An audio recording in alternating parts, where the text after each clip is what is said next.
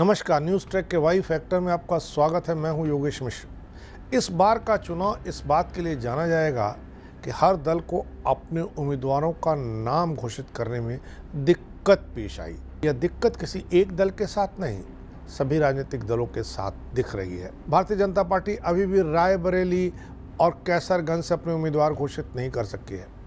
Congress party Amethi और रायबरेली को लेकर के एक कदम आगे और दो कदम पीछे चल रही है।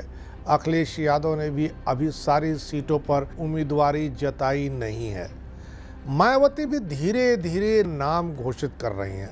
ऐसा पहले के चुनाव में नहीं होता रहा है। 2-4 सीटें भले रुक गई हों, पर सारे उम्मीदवारों के नाम एक साथ आ ही जाते थे।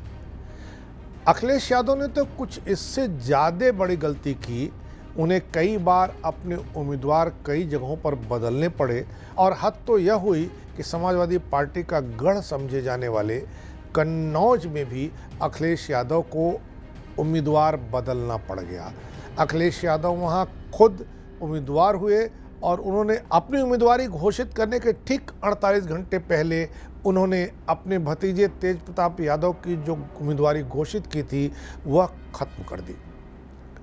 इसकी सीधी और साफ वजह यह है कि कन्नौज के लोग अखिलेश यादव से यह कहने में कामयाब हो पाए कि तेज प्रताप यादव आपके गढ़ को बचाने की स्थिति में नहीं होंगे। अगर आपको गढ़ बचाना है तो खुद चुनाव मैदान में आना होगा। समाजवादी पार्टी इसी तरह की एक समस्या से कभी आजम खां की गढ़ रही रामपुर में जूझ रही थी। ऐसे में अखिलेश यादव ने अपने को सामने रख करके वहाँ के कार्यकर्ताओं, नेताओं और मतदाताओं के मन की भांपी और मन की करी। हालांकि समाजवादी पार्टी के इस गढ़ को 2019 के चुनाव में भारतीय जनता पार्टी के सुब्रत पाठक ने ढहा दिया था। सुब्रत पाठक ने अखिलेश यादव की पत्नी डिम्पल यादव को 2019 के चुनाव में यहां से शिकस्त दे दी थी। समाजवादी पार्टी कन्नौज सीट पर एक बार फिर कब्जा करने के लिए पहले से ही जी जान से जुटी हुई थी, लेकिन पार्टी के जिला स्तरीय नेता शुरुआत से इस बात का दबाव बना रहे थे कि इस सीट पर सपा मुखिया अखिलेश यादव को खुद चुनाव मैदान में उतरना चाहिए। अखिलेश यादव ने खुद कई बार इस बात का संकेत भी दिया था, मगर 2 दिन पूर्व उन्होंने इस सीट पर तेज प्रताप यादव को चुनाव मैदान में उतारने का ऐलान किया। इसके पीछे उनके परिवार का दबाव माना जा रहा था, क्योंकि तेज प्रताप यादव बिहार के मुख्यमंत्री रहे राबड़ी देवी और लालू प्रसाद यादव के दामाद हैं। लेकिन फिर भी ऐसे हालात बने कि अखिलेश यादव को अपना फैसला बदलना पड़ा। दरअसल कन्नौज में सपा की जिला इकाई और कार्यकर्ताओं का मानना था कि यदि अखिलेश यादव खुद चुनाव में नहीं उतरते तो सपा के लिए इस सीट पर मजबूत चुनौती देना मुश्किल होगा। पार्टी के स्थानीय नेताओं का कहना था कि कन्नौज के आधे से अधिक लोग तेज प्रताप को जानते तक नहीं हैं। ऐसे में उनके पक्ष में सियासी माहौल बनाना कठिन हो जाएगा। उनका कहना था कि तेज प्रताप की जगह अगर पार्टी मुखिया अखिलेश यादव खुद कन्नौज से मैदान में उतरते हैं तो सपा के इस गढ़ को बचाने में कामयाब हो सकते हैं। सपा के जिला स्तरीय नेताओं की ओर से यह दलील दिए जाने के बाद सपा मुखिया को भी इस बात की आशंका सताने लगी कि भाजपा प्रत्याशी सुब्रत पाठक के सामने तेज प्रताप यादव का व्यक्तित्व कितना असरकारी साबित होगा। इसके साथ ही अखिलेश यादव कन्नौज में रामपुर की स्थिति न दोहराई जाए, इससे बचाव करने में जुट गए।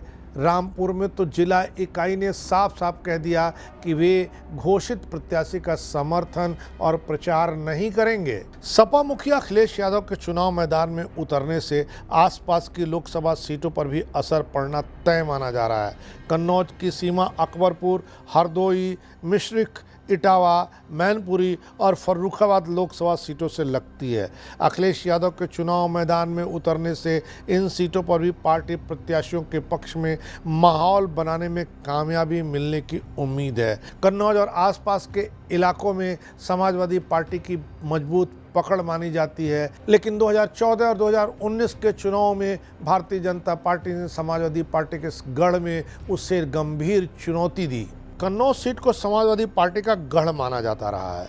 इस सीट पर 1998 से 2014 तक समाजवादी पार्टी काबिज रही, लेकिन 2019 के चुनाव में समाजवादी पार्टी को करारा झटका लगा। जिस सुब्रत पाठक ने समाजवादी पार्टी के इस किले को 2019 में ध्वस्त करके सपा को झटका दिया था, वही इस बार भी भारतीय जनता पार्टी की ओर से उम्मीदवार हैं और उन्होंने बहुत पहले से ही अपना प्रचार शुरू कर दिया था। इसीलिए अखिलेश यादव भारतीय जनता पार्टी की चुनौतियों का सामना करने के लिए खुद सामने आए। हालांकि 2022 के विधानसभा चुनाव में भाजपा ने कन्नौज की 3 विधानसभा सीटों पर कब्जा करके सपा को बड़ा झटका दिया था। 2019 के लोकसभा चुनाव में जीत हासिल करने के बाद भाजपा प्रत्याशी सुब्रत पाठक कन्नौज में लगातार सक्रिय रहे हैं।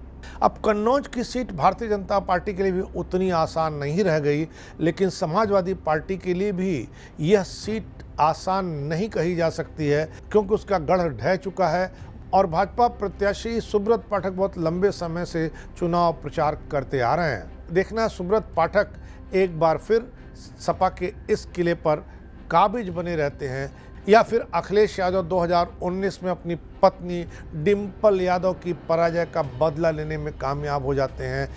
यह सीट भी बड़ा संदेश देगी, यही सोच समझ के अखिलेश यादव यहाँ आए हैं। इस बार इतना ही, अगली बार फिर मिलेंगे किसी नए सवाल पर नए ढंग से बात करने के लिए। तब तक के लिए नमस्कार।